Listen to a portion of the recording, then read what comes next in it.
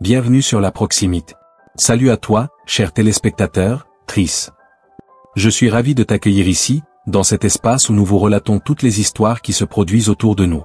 Alors, le soleil commençait à peine à se lever, projetant une douce lueur dorée sur les rues tranquilles de Crestwood.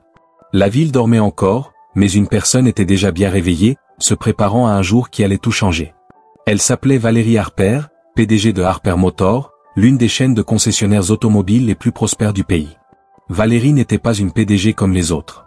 Elle était vive, déterminée et avait un cœur qui se souvenait encore des difficultés de ses débuts. Mais aujourd'hui, elle n'entrait pas dans son bureau vêtue d'un élégant costume. Aujourd'hui, elle allait se faire passer pour une inconnue. Valérie avait toujours cru qu'il fallait montrer l'exemple. Elle avait bâti Harper Motors à partir de zéro, en commençant par un petit showroom et un rêve. Mais dernièrement, elle avait entendu des rumeurs concernant des employés mécontents, un service client médiocre et un fossé grandissant entre la direction et le personnel. Valérie ne pouvait pas l'ignorer. Elle avait besoin de voir par elle-même ce qui se passait réellement dans sa propre entreprise.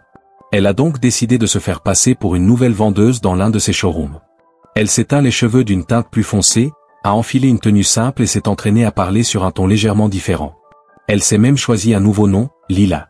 En entrant dans la salle d'exposition de Crestwood ce matin-là, son cœur battait fort. Elle ne savait pas à quoi s'attendre, mais elle était prête à tout. Du moins, c'est ce qu'elle pensait. Le showroom était élégant et moderne, avec des voitures rutilantes alignées sous des lumières vives. Valérie, devenue Lila, fut accueillie par le gérant, un homme nommé Tran. Il avait la trentaine, un sourire confiant et une poignée de main ferme. Mais il y avait quelque chose dans ses yeux, quelque chose qui mettait Valérie mal à l'aise. « Bienvenue dans l'équipe, Lila », dit Tran, d'une voix douce mais dénuée de chaleur. « Ici, tout est question de résultats. Si tu sais vendre, tu seras tout à fait à ta place. Sinon, haussa-t-il les épaules, laissant la phrase en suspens. Valérie hocha la tête, forçant un sourire. Elle était là pour observer, pas pour faire des vagues. Mais au fil de la journée, elle a réalisé à quel point l'environnement était toxique. L'équipe de vente était impitoyable, poussant les clients à conclure des affaires dont ils n'avaient pas besoin et s'en moquaient dans leur dos. Tran était le pire de tous. Il rabaissait son équipe, se moquait des clients et semblait ne se soucier que de sa propre commission. Le cœur de Valérie se serra. Ce n'était pas l'entreprise qu'elle avait créée. Ce n'était pas la culture qu'elle avait imaginée. Mais elle a gardé son sang-froid, prenant des notes en silence et attendant son heure. Et puis c'est arrivé. Un jeune couple est entré dans la salle d'exposition, l'air nerveux mais excité. Il s'agissait clairement de nouveaux acheteurs, et Valérie était très touchée par leur présence. Elle s'approcha d'eux avec un sourire chaleureux, prête à les aider. Mais avant qu'elle puisse dire un mot, Tran surgit. « Laissez-moi m'en occuper », dit-il d'un ton dédaigneux. Il se tourna vers le couple et commença immédiatement à les pousser à acheter un modèle haut de gamme qu'ils ne pouvaient clairement pas se permettre. Lorsqu'ils hésitaient, il leva les yeux au ciel et marmonna, « Certaines personnes ne savent pas reconnaître une bonne affaire quand elles en voient une. » Le sang de Valérie bouillait. Elle s'avança, la voix calme mais ferme. « Peut-être qu'ils aimeraient voir quelque chose dans leur budget, » dit-elle en regardant Tran droit dans les yeux. Tran eut un sourire narquois. « Écoute, Lila, tu es nouvelle ici. Reste dans ce que tu connais, ce qui, d'après ce que je vois, n'est pas grand-chose. » Le couple avait l'air mal à l'aise et Valérie pouvait voir la douleur dans leurs yeux. Elle respira profondément, son esprit s'emballant. Elle ne pouvait pas révéler son identité, pas encore, mais elle ne pouvait pas non plus laisser passer ça. « Tu as raison, » dit-elle d'une voix ferme. « Je suis nouveau, mais je sais une chose avec certitude. Traiter les gens avec respect est la base de toute bonne entreprise, et si vous n'êtes pas capable de le faire, alors peut-être que vous n'êtes pas dans le bon secteur d'activité. » Le silence s'est installé dans la salle d'exposition. Le visage de Tran devint rouge et pendant un instant, il sembla qu'il allait exploser.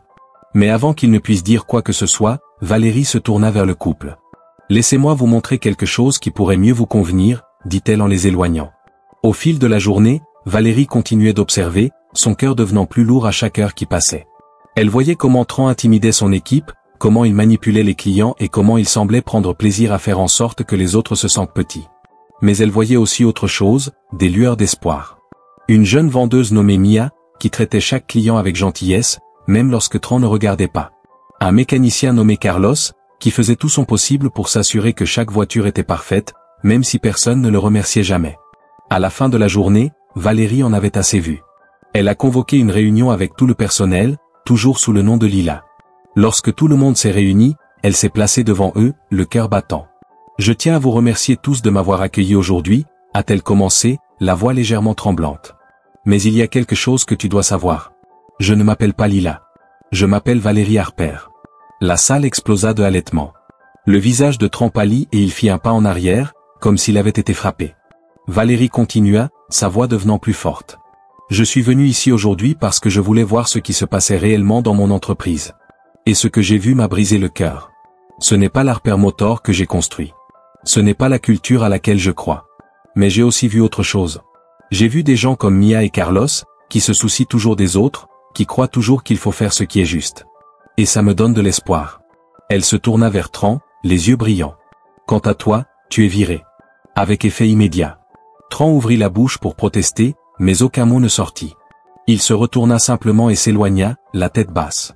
Valérie prit une grande inspiration et se tourna vers l'équipe. À partir d'aujourd'hui, les choses vont changer. Nous allons reconstruire cette entreprise, ensemble. Car en fin de compte, ce ne sont pas les voitures que nous vendons qui comptent, mais les personnes que nous servons, nos clients et nous-mêmes. La salle a éclaté en applaudissements, où pour la première fois de la journée, Valérie a souri. Elle savait que la route qui l'attendait ne serait pas facile, mais elle était prête. Elle avait vu le pire de sa compagnie, mais elle avait aussi vu le meilleur. Et cela lui suffisait pour continuer.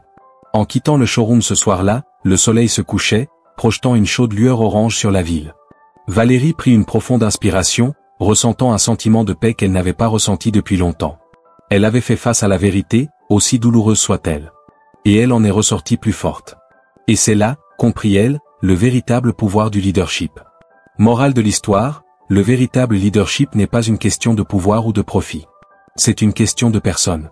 Lorsque vous dirigez avec intégrité, compassion et une volonté d'affronter la vérité, vous pouvez inspirer le changement et construire quelque chose de vraiment remarquable.